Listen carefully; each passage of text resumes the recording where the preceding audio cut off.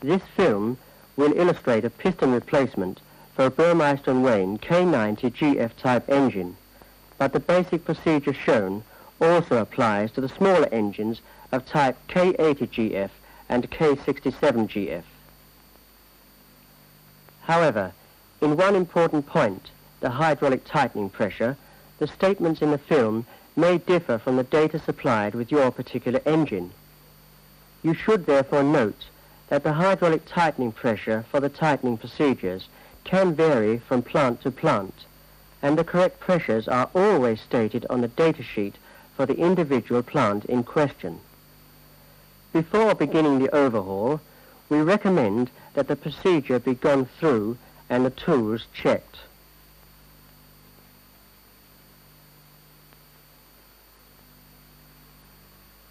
In order to prevent injuries to personnel or damage to the machinery, it is very important that the following precautions are taken before any work is commenced.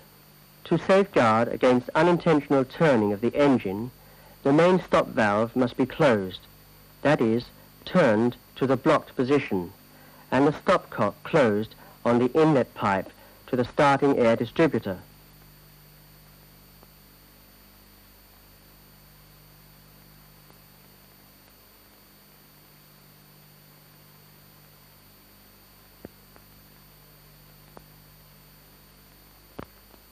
In addition, the turning gear should be engaged.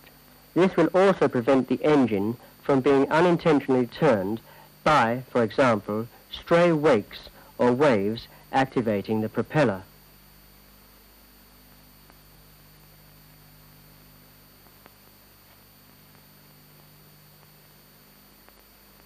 The next stage is to remove the cap nuts with copper discs on all indicator cocks and open the cocks.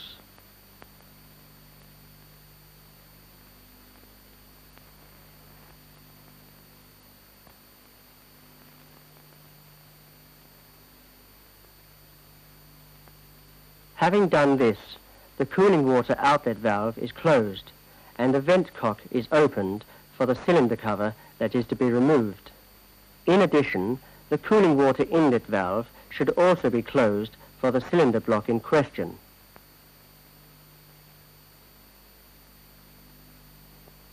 The cylinder block drain valve is then opened and the cooling water is drained off from the cylinder cover.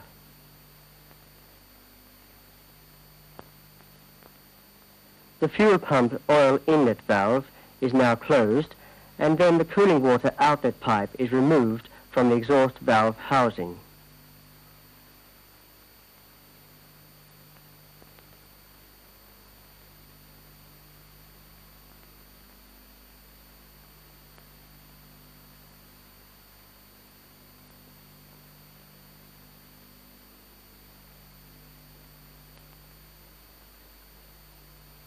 The exhaust bend can be disconnected by removing the two hinged clamping rings.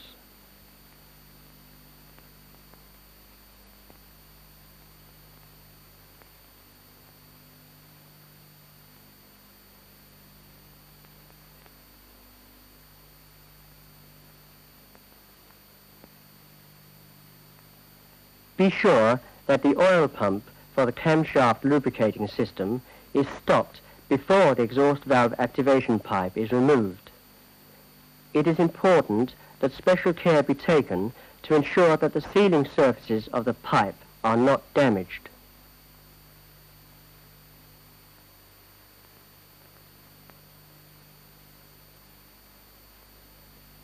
Also take special care when handling the high-pressure fuel oil pipe. Here again, the sealing surfaces are vulnerable to blows and knocks.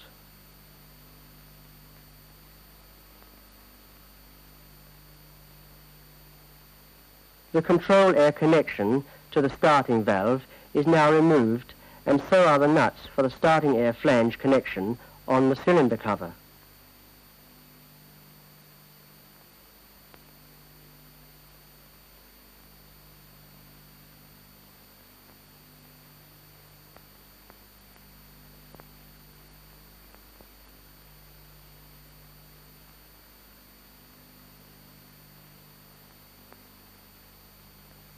On the latest BMW engine types, all cylinder cover nuts can be loosened and tightened simultaneously by means of a hydraulic jack system. The system is first vented by opening and closing the little vent screw.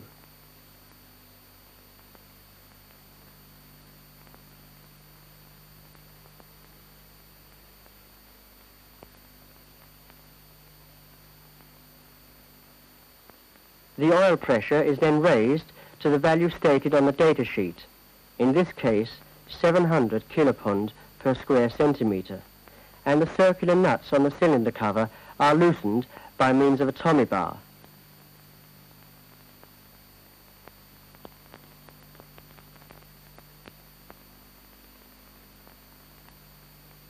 After slackening back the nuts by 2 or 3 turns, the hydraulic system is relieved of pressure and all the cover nuts can then be removed by hand.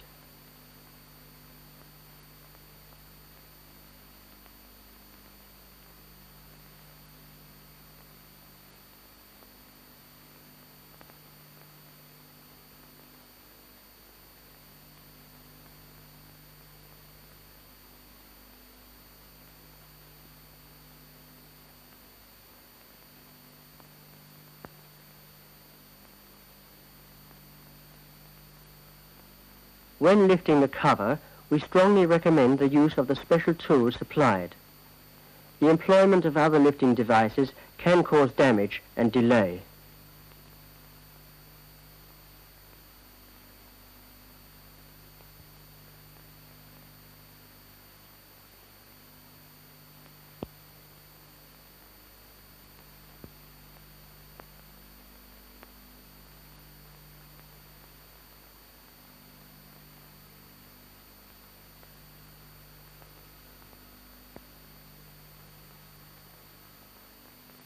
To prevent damaging the cooling water connections, the cover is landed on wooden blocks.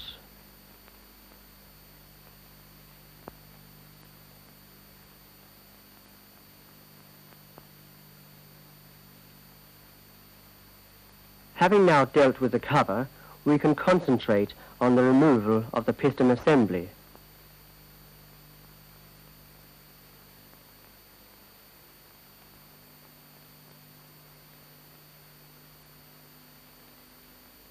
The spacer ring and hydraulic jack for the piston rod nuts are handed into the crankcase.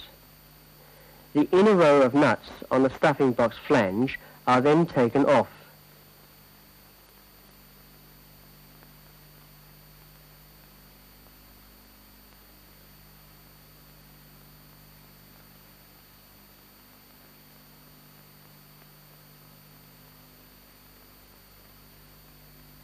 After removal of the locking strap, the spacer ring is placed around the piston rod nut.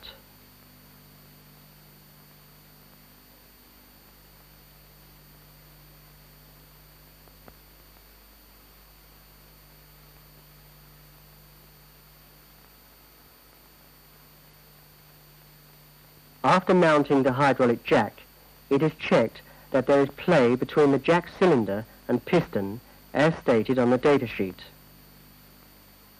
The high-pressure pump can now be connected to the jack and the pressure raised to the value stated on the data sheet, in this case 700 kilopond per square centimetre.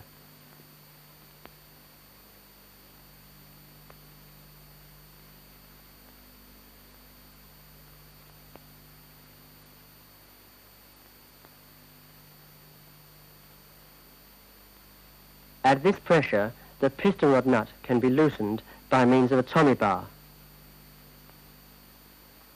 The hydraulic pressure is then released and the jack and spacer ring are removed, and the piston rod nut is now able to be screwed off.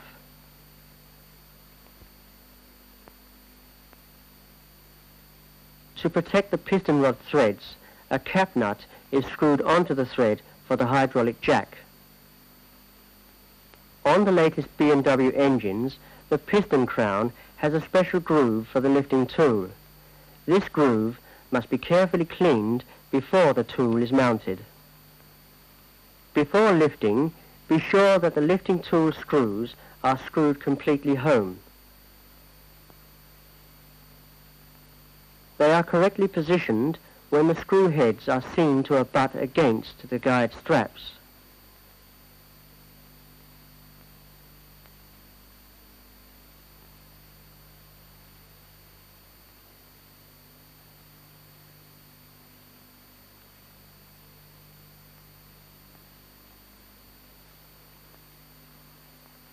When the piston is lifted, the stuffing box will also be pulled up by the end of the piston rod. No special lifting tool is required.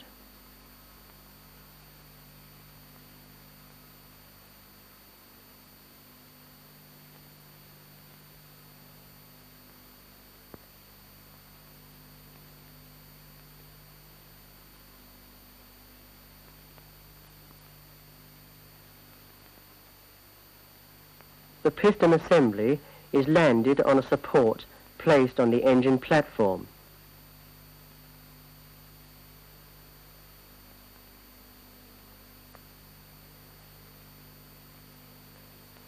A protective cover is placed over the stuffing box aperture to prevent contamination of the crankcase. Before moving the spare piston assembly, a protective nut is screwed onto the piston rod end.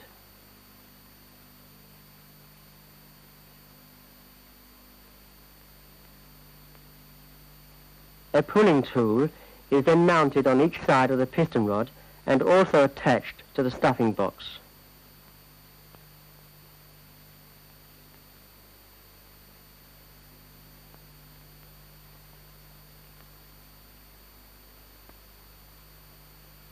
The cover is then removed from the stuffing box aperture and the lifting tool is mounted on the spare piston.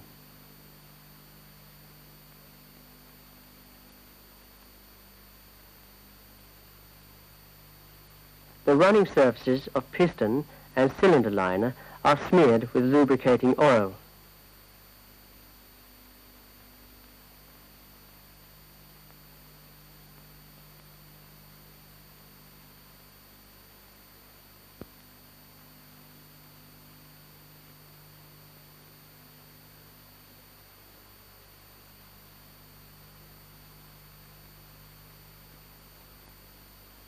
A guide ring, which guides the piston rings into the liner, is placed on top of the cylinder liner.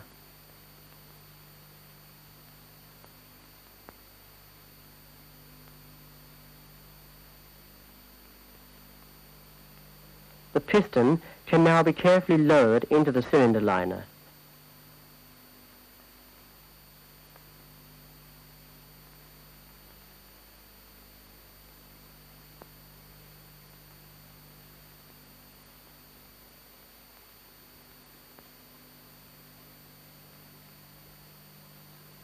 During the lowering, the piston is turned so that the dowel pins in the piston rod end enter the matching bores in the crosshead.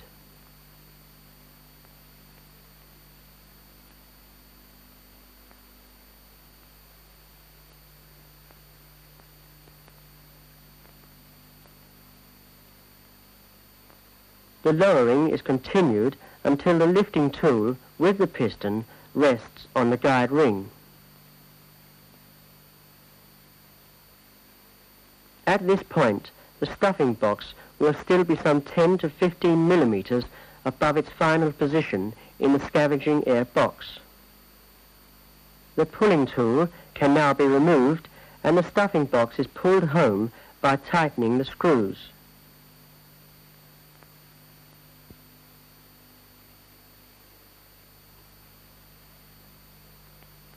The next step is to retighten the piston rod nut. The crosshead is turned to a convenient position and the hydraulic jack mounted as shown earlier.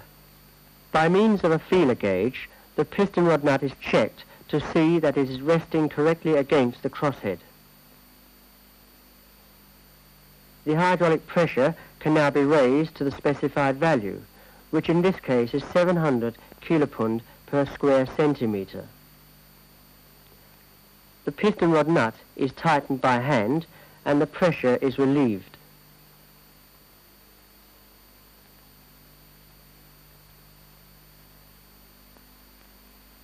The jack is then removed and a locking strap for the piston rod nut is mounted and secured. To facilitate good running in, we recommend that the piston rod is smeared with molybdenum disulfide. Before mounting the cover, it is of special importance that the joint faces be thoroughly cleaned.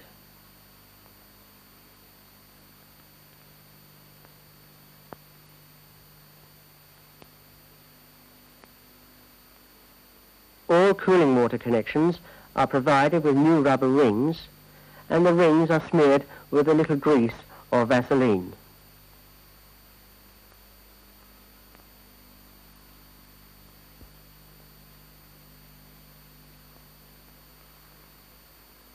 The cover is carefully lowered into position and the cover nuts are screwed onto the studs.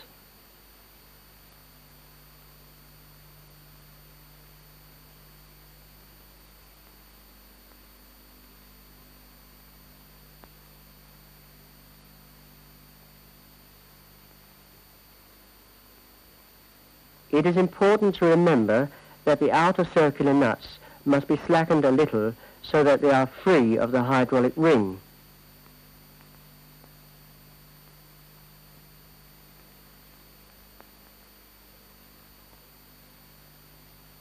When the correct tightening pressure has been reached in accordance with the data sheet, all the circular nuts are screwed home by hand and tightened with a Tommy bar. On release of the pressure, all the connections will be correctly tensioned. After mounting the various pipes, water connections and exhaust bend, the engine is prepared for starting and run for 10 to 15 minutes at 50 to 60 revolutions. After a piston replacement, we recommend that the cylinder lubricator feed rate be increased by approximately 50% during the first 2 to 3 running hours.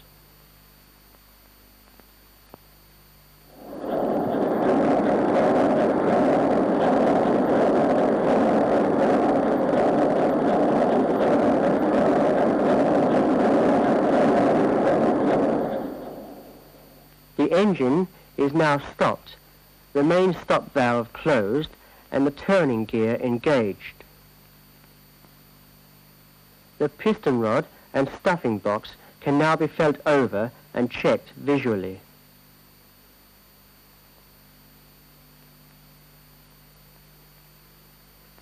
If everything is found to be in order, the engine is ready for normal running.